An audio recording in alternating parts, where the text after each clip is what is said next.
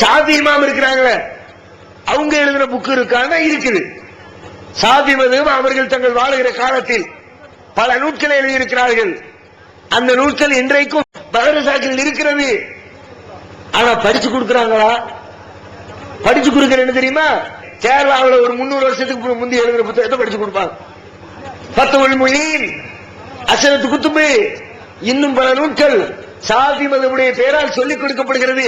அந்த இமாம் எழுதி வைத்ததை ஓரம் கட்டிவிட்டு அவர்களுக்கு சம்பந்தம் இல்லாததை, அவர்களுடைய காலத்திற்கு 1000 வருடத்திற்கு பிறகு எழுதப்பட்ட நூல்களை, அவர்களுடைய பெயரை பயன்படுத்தி எழுதப்பட்ட நூல்களை இன்றைக்கு பாடத்திலே சொல்லிக் கொடுக்கிறார்கள்.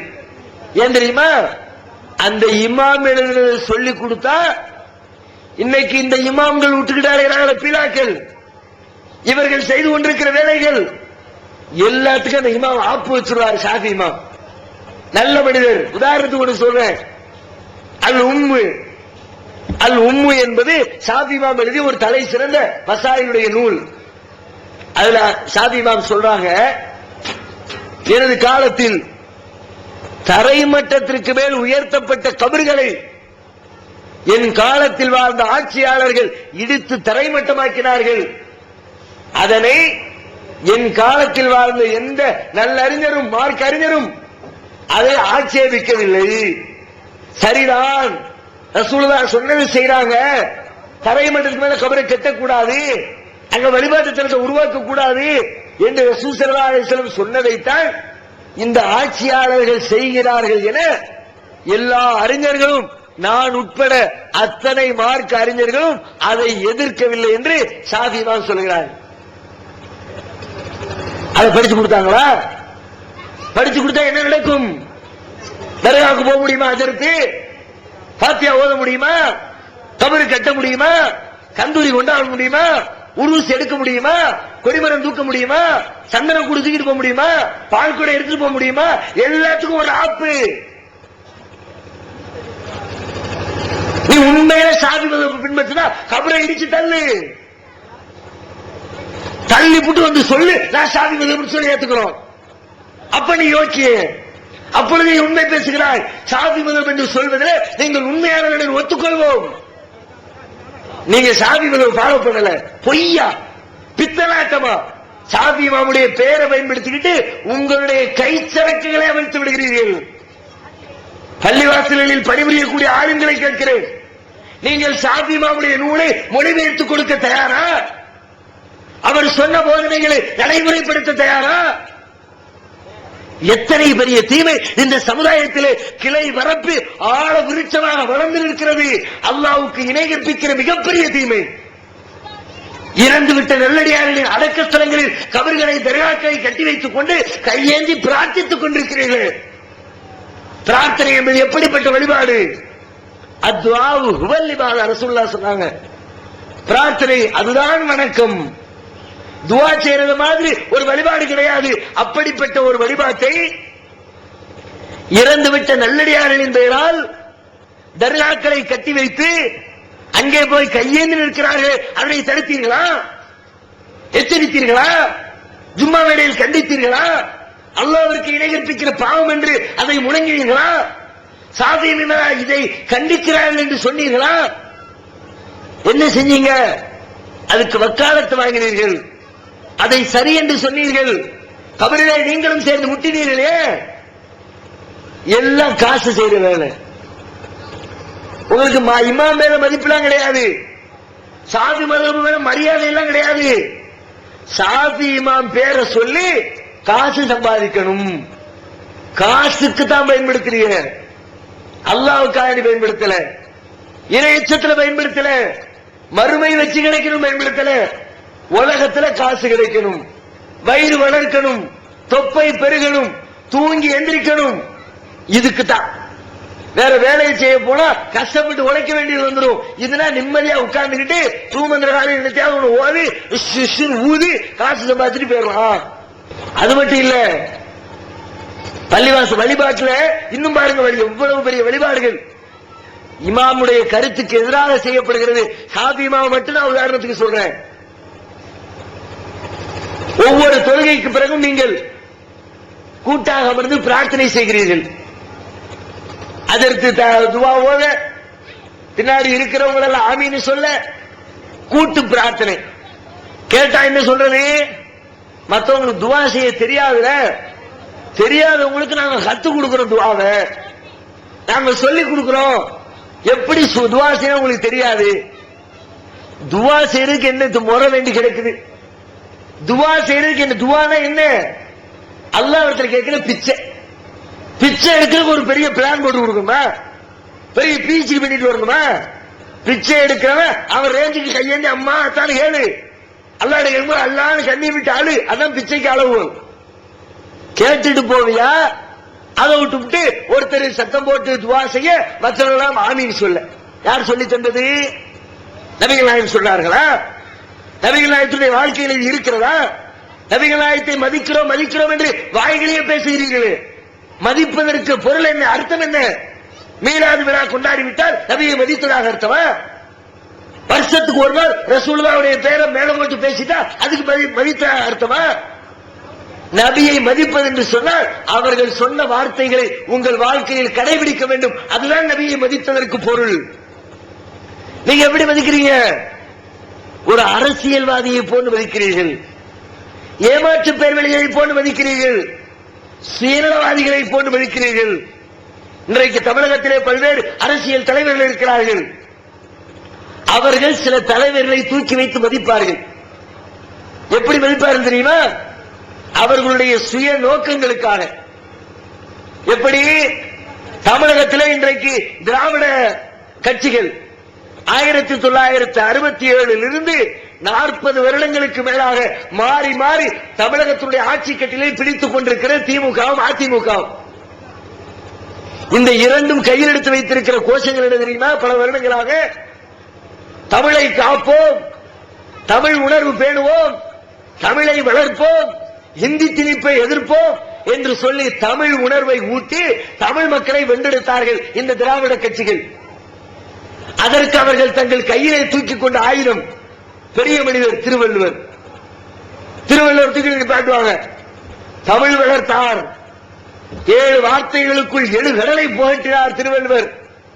அவரை நாங்கள் மதிக்கிறோம், அவருக்கு நாங்கள் சிலை வெடிக்கிறோம். கலைஞர் வெடிக்கிறார். அவர் எழுதிய பாக்கள் அதிகாரங்களின் எண்ணிக்கைக்கு தகுந்தாற் போன்று அத்தனை அடிகளில் கன்னியாகுமரியில் கடலிலே சிலை வெடித்து வைத்திருக்கிறார். கேட்டால் வள்ளுவரை மதிக்கிறேன் என்கிறார். வள்ளுவருடைய குரலை மனப்பாடமாக சொல்பவருக்கு மாதந்தோறும் ஊதியம் வழங்குகிறார். கேட்டால் வள்ளுவர் மீது வைத்த மதிப்பென்கிறார். வருடம் வள்ளுவருக்கு விழா எடுக்கிறார். வள்ளுவர் கோட்டம் அமைக்கிறார். வள்ளுவர் கோட்டத்தில் அவருடைய குரலை எல்லாம் பொதிந்து எழுதி வைக்கிறார். பேருந்துகளில் முன்வரிசையிலே வள்ளுவருடைய வார்த்தைகளை எழுதி வைக்கிறார். வள்ளுவருக்கு விழா எடுப்பது, வள்ளுவருக்கு சிலை எடுப்பது, வள்ளுவரை புகழ்வது, வள்ளுவருக்கு பாராட்டு விழா எடுப்பது, கேட்டால் வள்ளுவர் மீது வைத்த மதிப்பு மரியாதை என்று சொல்வது. ஆனால் அந்த வள்ளுவர் சொன்ன வார்த்தைகளை நடைமுறைப்படுத்துகிறார்களா? வள்ளுவர் சொல்லுகிறார், கல்லுண்ணாவை என்று ஒரு பெரிய அதிகாரமே போட்டு வச்சிருக்கிறார் வள்ளுவர். அவருடைய அதிகாரத்தில் அத்தியாயத்தில் 10 குறள்கள் கல்லுண்ணாமை, சாராயம் குடிக்க கூடாது, மதுபானம் சாப்பிடக்கூடாது, அப்படி சாட்டாடி குடிக்கிற மாதிரி பேசுறார். சாராயம் குடிக்கிறவரை பத்தி அவன் லூசு, அவன் முட்டாளு, மதி இழந்தவன் கடுமையா திட்டுறார். ஆனா இன்னைக்கு நம்ம மக்கள்லையும் பல பேரை பார்க்கிறோம் மதுவில மூலிகை கிடக்கிறாங்க.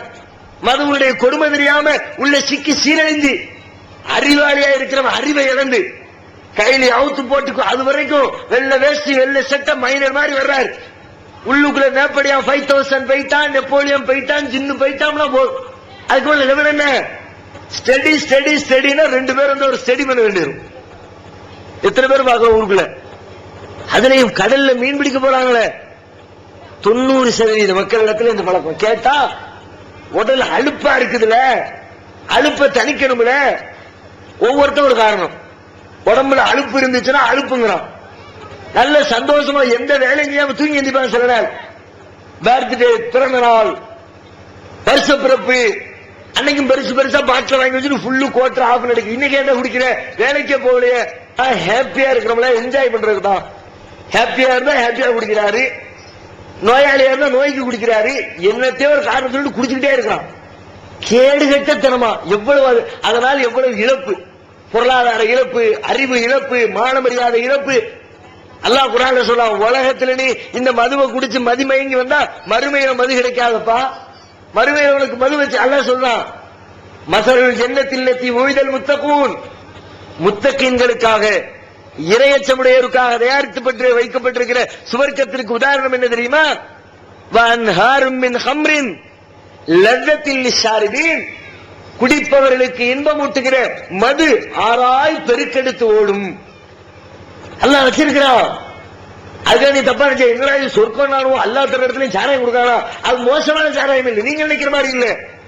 உலகத்திலே சாராயம் தடுக்கப்பட்டு இருப்பதற்கு காரணம் மனிதனின் புத்தியை மழுங்கடிக்கிறது. அது குடிச்சாச்சுன்னா உள்ள போயிடுச்சுன்னு வச்சுக்கோங்க சரக்கு, ரோட்ல போற வார பொம்பளை பூரா இவன் முன்னாடி மாதிரியே தெரியும். கையை பிடிச்சி இழுத்து செருப்படி வாங்கி சாக்கடையில் விழுந்து பாக்குறமா இல்லையா? மறுமையில இது நடக்காது. குடிப்பேன், ஹாப்பியா இருக்கும், குடிச்சா என்ஜாய் பண்ணுவேன். அப்படியே எதுக்கு குடிக்கிறான்? அப்படியே ஒரு விதமான மயக்க நிலை, அதுல குடிக்கிற. அல்லாஹ் சொல்றான், அந்த மயக்கம் இருக்கும், ஆனால் மதிமயங்காது. லாயு சத்தவுனான்காவலா இன்சிபூன், அதை குடிச்சு போட்டு நீ புத்தி பேர் நினைச்சிட மாட்டேன். எங்க நிக்கிறோம், என்ன பேசுறோம், என்ன செய்யறோம்னு விவரம் கட்டு போயிட மாட்டான். இன்னைக்கு பாருங்க, குடியார பையில சாதாரணமா ஒரு மணி அறிவுள்ள என்ன செய்யணும், ஒரு சின்ன இத்தனை கல்லு கிடைக்குன்னு வச்சுக்குவோம், நடந்து போய்கிட்டு இருக்கிறோம், மெதுவா காலத்துக்கு வைப்போம். கொஞ்சம் பெரிய கல்லா இருந்துச்சுன்னா காலங்கள அவசரமா தூக்கி வைப்போம், அல்லது தள்ளி ஓரம் கட்டிட்டு போவோம். நம்ம ஆட்களை பார்க்கலாம், ஊத்தி புட்டு அப்படியே ரவுண்ட்ஸ் வருவார், கையில அப்படி இடுப்புக்கு மேல தூக்கி சொருகிட்டு இத்தனை கல்லு கிடக்கும். அவன் கண்ணுக்கு இம்மா அந்தடி பாறை மாதிரி தெரியும். அப்படியே காலை தூக்கி மேல வச்சு என்னத்தனா தாண்டான்னு பார்த்தா கீழே இத்தனை ஒரு கோழிக்கா சைஸ்ல ஒரு கல்லு கிடக்கும். பக்கத்துல பார்த்து சிரிப்பான். கை நிறைய சம்பளம் வாங்கிட்டு அதுல 10,000 ரூபாய் சம்பளத்துல 2,000 ரூபாய் குடிச்சுட்டு பாக்கெட்ல 8,000 ரூபாய் ஓரத்துல விழுந்து கிடப்பான். போற போக்குல ஆளு பார்ப்பான், லேசா ஒருத்தர் 8,000 சோப்பத்துக்கு போயிடும். ஊடு பட்டினி, பிள்ளைங்க படிப்புக்கு வழி இல்ல, வீட்டுல பொண்டாட்டி வந்து அடிக்கிறது, குடிச்சு போட்டு வந்து குடும்பத்தை சீரழிக்கிற எத்தனை பேரு. இப்ப இது மாதிரி கேடுகட்ட வேலைகளை நம் பல பேர் செஞ்சுக்கிட்டு இருக்கிறாங்க. வள்ளுவர் சொல்றாரு, அது கேடுகட்டத்தனம், முட்டாள்தனம், அறிவு கட்டத்தனம். ஒரு கவர்மெண்ட் பத்தி சொல்லும் போது வள்ளுவர் சொல்கிறார், எந்த அரசாங்கமாவது அரசன் மதுபான விற்பனையின் மூலமாக காசு சம்பாதித்தால் வழிப்பறி கொள்ளை செய்து பணம் ஈட்டுகிற கொள்ளையனுக்கும் அந்த கொள்ளைக்காரனுக்கும் இந்த அரசனுக்கும் வித்தியாசம் இல்லை. சாரா எங்காச்சும் கொடுத்து ஒருத்தர் சம்பாதிச்சா அவர் தெருப்பொறிக்கு அவன் ஒரு கொள்ளை கும்பல் தலைவர் மாதிரின்னு வள்ளுவர் விளக்கம் கொடுக்கிறார். வள்ளுவருக்கு விழா எடுக்கிற கலைஞர் ஊருக்கு ஊர் டாஸ்மாக திறந்து வச்சு சாராய கடை வியாபாரம் பண்ணி காசு பார்த்துக்கிட்டு இருக்கிற. என்ன சொல்லுகிற வள்ளுவர் மதிச்ச லட்சணம் இதுவா? எல்லாம் தலைவர்கள் கூட அப்படித்தான் மதிக்கிறான். மதிக்கிறோமா அவன் சீனத்துக்கு மதிப்பான். வள்ளுவருக்கு விழா எடுப்பாங்க, விழா முடிஞ்ச உடனே நல்ல மாட்டுக்கறி பிரியாணி, ஆட்டுக்கறி பிரியாணி. வள்ளுவர் சொல்றாரு, புலால் உண்ணாது, ஆடு மாடு அறுத்து திங்காத. நல்ல விழாவை முடிச்சுட்டு வந்து பிரியாணி யாரு மேலப்பாளையத்து கோக்கியெல்லாம் சூப்பரா சமைச்சிருக்காரு, மூக்கு முட்டை பிடிச்சிட்டு போறான். வள்ளுவர் மதிக்கிற விதம் இதுவா? மற்ற தலைவர்கள் தங்களின் சுய லாபங்களுக்காக தத்தமது தலைவர்களை பெயரளவிலே மதித்துவிட்டு செயலளவிலே புறக்கணிப்பதை போன்று நீங்களும் உங்களின் தலைவரை, அல்லாஹ்வுடைய தூதரை, நபிகள் நாயகத்தின் மீது பாசம் வைக்கிறோம் என்ற பெயரில் அவர்களின் பிறந்த நாளுக்கு விழா எடுக்கிறீர்கள், அவர்களின் பெயரால் மீலாது விழா கொண்டாடுகிறீர்கள், அதற்காக மௌலூத் ஓதுகிறீர்கள், அரபி பாடல் படிக்கிறீர்கள். ஆனால் நபிகள் நாயகம் சொன்ன வாழ்க்கை முறை, அவர்கள் கொண்டு வந்த போதனை உங்கள் வாழ்க்கையில இடம்பெறவில்லை. போலித்தனமாக நபியை மதிக்கிறீர்கள். ரசூலுல்லாஹ் சொன்னதை செஞ்சு விட்டு மதி. ரசூலுல்லாஹ் என்ன செஞ்சாங்க? துஆ செய்யும் போது அவங்க தேவையை அவங்க அல்லாஹ்விட்ட கேட்டாங்க. தோழர்களுடைய தேவையை நீங்க அல்லாஹ்விடத்துல கேளுங்கன்னு சொன்னாங்க. எல்லாரையும் கூட்டி வச்சு ரசூலுல்லாஹ் துஆ செய்ய மத்தவங்க ஆமீன் சொல்லல. அப்படி ரசூலுல்லாஹ் பழக்கல. இன்னும் சொல்ல போனால் முஆத் இப்னு ஜபல் என்ற நபி தோழரை ரசூலுல்லாஹ் ஒரு நாள் கூப்பிடுறாங்க. கூப்பிட்டு அவருக்கு சொல்லி கொடுக்குறாங்க, அல்லாஹும்ம இன்னி அலா திக்ரிக வ ஷுக்ரிக வ ஹுஸ்னி இபாதத்திக். முஆத், இந்த துஆவை நீ மனப்பாடம் பண்ணிக்க. என்ன துஆ? இறைவா, இன்னி அலா திக்ரிக், உன்னை நினைவு கூறுவதற்கும், வ ஷுக்ரிக், உனக்கு நன்றி செலுத்துவதற்கும், வ ஹுஸ்னி இபாதத்திக், உன்னை அழகிய முறையிலே வழிபடுவதற்கும் எனக்கு நீ உதவி செய்வாயாக என்ற இந்த துஆவை நீ மனப்பாடம் செய்து கொள். ஒவ்வொரு நேர தொழுகைக்கு பிறகும் நீ அல்லாஹ்விடத்திலே கேள். ரசூலுல்லாஹ் கேட்டிருக்கலாம்ல, எதுக்கு சொல்லி தரணும்? எல்லாரும் உட்காரு, நான் எல்லாரும் தோசை இருப்பாரு, நீ எல்லாம் ஆமீன் சொல்லி இருக்கலாம். செஞ்சாங்களா? ரசூலுல்லாஹ் அப்படி சொன்னாங்களா? சொல்லி கொடுத்து அவரவர்களை துவா செய்ய வைத்தார்களே ஒழிய டோட்டலா எல்லார் துவாவையும் ரசூலுல்லாஹ் குத்தகைக்கு எடுத்து துவா செய்யல. ஆனா நீங்க என்ன பண்றீங்க? நபிகள் நாயகத்தை மதிக்கிறோம் என்ற பெயரில் சொல்லிக் கொண்டு ரசூலுல்லாஹ் சொல்லாத ஒன்றை ஒவ்வொரு நேர தொழுகைக்கு பிறகும் நீங்கள் கூட்டு துவா, சப்தமிட்டு துவா பிரார்த்தனை செய்து கொண்டிருக்கிறீர்கள்.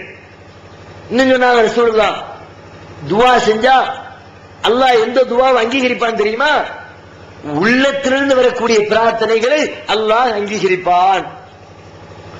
பொதுபோக்கான உள்ளத்தின் பிரார்த்தனையை அல்லாஹ் அங்கீகரிக்க மாட்டான். என்ன கேட்கிறோம் முதல்ல தெரியும். உட்கார்ந்து இருக்க பல பேரு ஆமீன் சொல்ற பல பேரை பார்த்து கேட்கிறேன், என்ன துவா செய்தால் உங்களுக்கு தெரியுமா? அதற்கு துவா செஞ்சாரு, என்ன துவா செஞ்சாரு தெரியுமா? என்னமோ செஞ்சாரு, நல்லதான் செஞ்சிருப்பாரு, நல்லதான் கேட்டு நீங்க நினைக்கிறீங்க.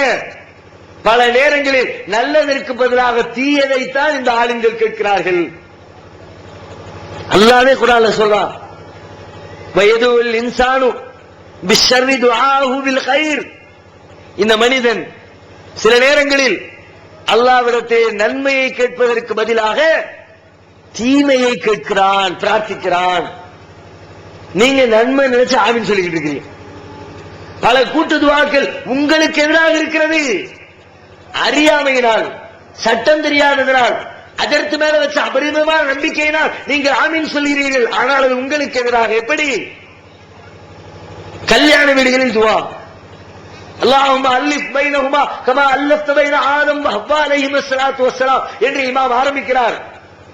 இறைவா, ஆதமும் ஹவ்வாவும் போல், மூசா இப்ராஹிமும் ஹாஜராவும் போல், ஒவ்வொரு நபிமாரையும் அவருடைய மனைவியரையும் சொல்லி சொல்லி யூசுஃபையும் சுலைகாவையும் போல் இவர்களை நீ வாழச் செய்.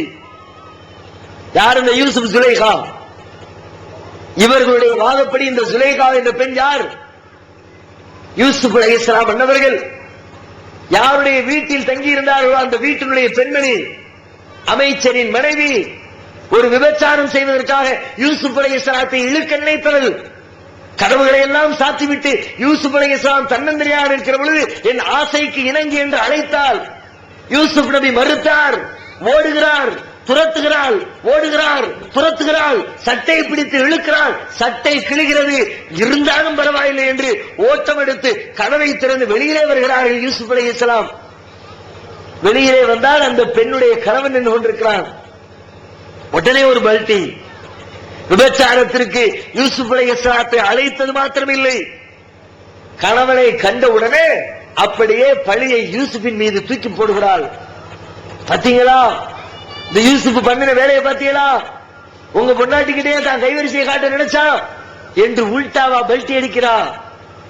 இப்படிப்பட்ட ஒரு பெண், அந்த பெண்ணும் யூசுப்பும் எப்படி வாழ்ந்தார்களோ அப்படி உங்களை வாழ செய்யணும்.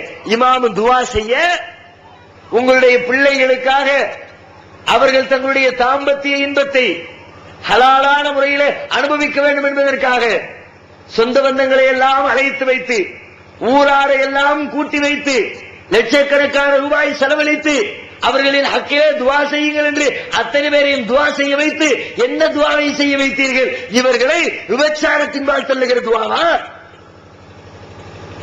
அதான அர்த்தம். விபச்சாரம் செய்யல யூசுப் அலைஹிஸ்ஸலாம், அல்லாஹ் காப்பாத்தி விட்டான். அல்லாஹ் ஒரு அத்தாட்சியை கொடுத்து அந்த தீமையிலிருந்து தடுத்துட்டான். ஆனா இவங்க சொல்றாங்க அந்த ரெண்டு பேர் வாழ்ந்த மாதிரி வாழவை. எப்படி வாழ்ந்தால்? அந்த பெண் எப்படி வாழ்ந்தால்? நல்ல மனிதரை கெடுக்கிற விதமாக வாழ்ந்தால், குட்டிச்சுவராக்க நினைத்தால்,